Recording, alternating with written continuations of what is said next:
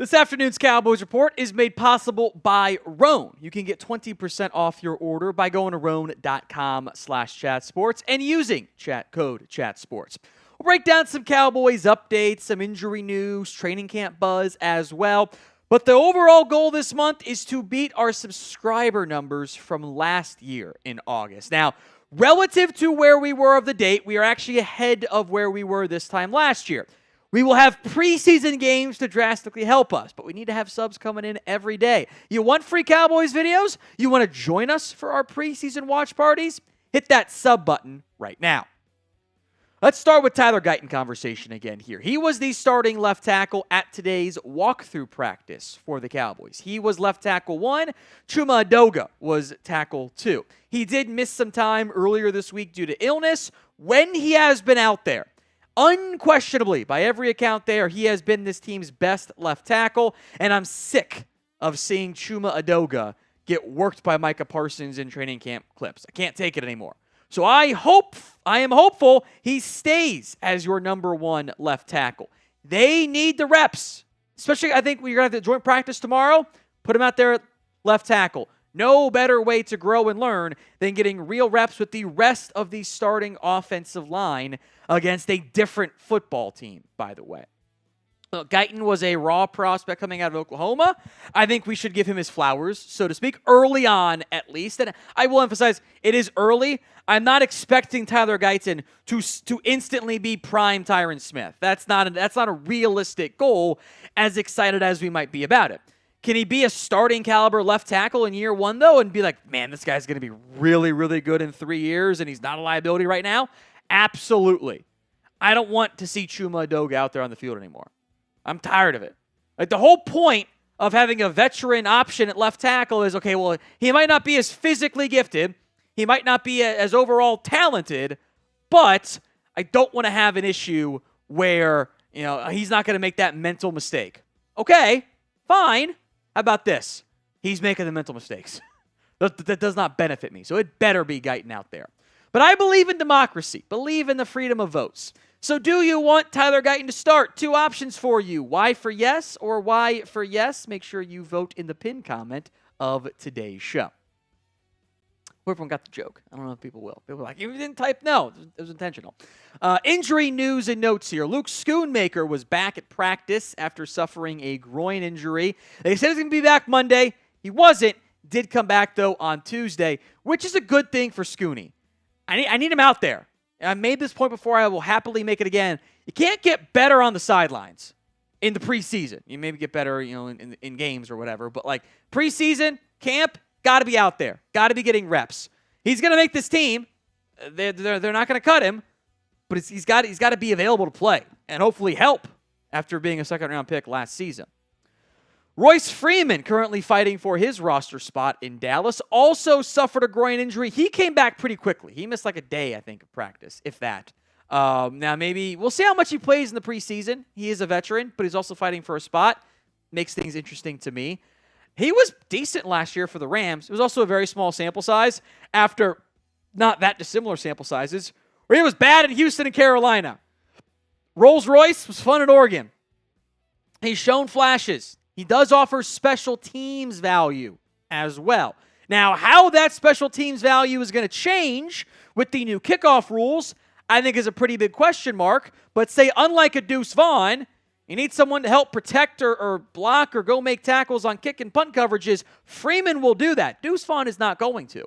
That might put Freeman in the advantage for the RB3 spot, depending on where you put Hunter Lipke. But remember, not just battling Deuce Vaughn and others, who we'll get to, by the way. Also battling all the available players who are going to get cut and or trade candidates. We'll come back to that more in depth here in a moment. But today's show is made possible by Roan. Roan has helped change the game when it comes to men's clothes, and I think it was needed, by the way. I don't like my clothes to have giant logos. I think that looks dumb. I'm not a fan of it. I like stuff that's more subtle, not nearly as obvious or as flashy. Like, I don't need to wear a logo. Come on.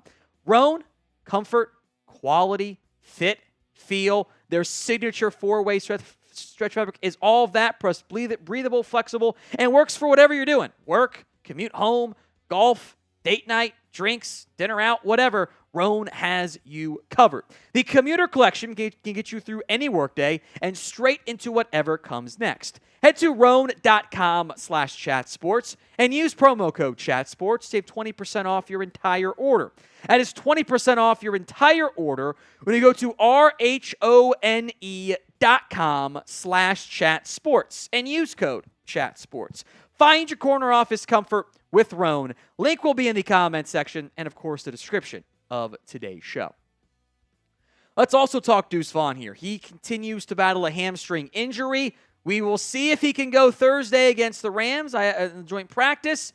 I have my doubts. It also does not bode well for the real preseason game in week 1, and that is a concerning sign for his roster status. Deuce Vaughn didn't get many good opportunities last year in the regular season. There's the size concerns remain. If the season ended today, I think began today, I should say. I think you could make a real argument in some capacity that Deuce Vaughn is like RB3 or maybe he's RB4 or whatever. You can certainly make that pitch on the running back depth chart. However, it's not necessarily a lock from that perspective. I think Freeman is probably RB3 right now. I think Malik Davis is ahead of him on the actual depth chart listed, but he's also banged up, so I'm fine doing that. But remember, I think Zeke and Dowd are going to make this team. RB3, maybe RB4, depending on where you're counting Lipke. Those jobs are up for grabs. And it's not just the guys on this roster. If Dallas is doing their job properly, they're exploring other options. Like if Israel Abanikanda becomes available, I need that juice on my roster. I'm doing that. So there is no guarantee that Deuce Vaughn's on this team. I think you get him to the practice squad, by the way. You would be able to get Freeman to the practice squad, too. Might be a way to have extra options for you. So prediction time. Does Deuce Vaughn make this Cowboys roster? 1 for yes, 0 for no. All right, Israel Mukuamu is going to continue to miss time with his groin injury. That also complicates things for his roster status. The one benefit that Mukuamu has here is he could be your 5th safety or your 5th corner. And that, position flex, buzzword the Cowboys love, does carry value. Plus, he helps on special teams. But again, if you're missing time, as flashy as he might have been so far in training camp and the flashes we've seen occasionally in the games that matter too, how are you going to organize that? How are you going to figure out a way to make that all fit together? How are you going to justify your roster spot if you're not out there showcasing what you're able to do? All of that makes things a little bit dicey for him. So again, and if he can't get back quickly, that roster spot all of a sudden is very much going to be up for grabs. All right, let's talk wide receivers here. The wide receiver depth continues to flash and showcase its ability at various times. Jalen Cropper had a strong day on Tuesday, followed it up previously with another strong day. The tricky bit for Cropper, and for a lot of these guys in the wide receiver room, there's been a lot of them who have been impressive, who have showcased what they are able to do. But how are you going to figure out who makes the team? CeeDee Lamb is on the team whenever he shows up and hopefully gets paid in the near future. We'll get paid in the near future. Cooks, Tolbert's on it. Turpin's going to be on it. I think Jalen Brooks makes it. That leaves maybe one spot for Ryan Flournoy, Tyron Billy Johnson, David Durden, Jaden Cropper, Racey McMath. I'm not buying the other guys as viable options there. One way you might be able to do it is returnability. My suspicion, I emphasis on suspicion here, is that Bones Fossil would like to have a second quality return man. Jalen Cropper's had kick returns before. I think they'll give him some run in the preseason. I think David Durden's going to get some run. And I thought Deuce Vaughn was going to throw somebody, but if he ain't healthy, I was going to be able to do that too. So that last receiver spot, that literal 53rd spot on the roster, might go to your number 2 kick return man. So prediction time. How many wide receivers will make the Cowboys roster? 5? 6? I'd be shocked if they went 7, but 7's an option too. Sound off in the comments. I do want to make sure we're showing some love to Jourdan Lewis. Another year removed from that gruesome foot injury.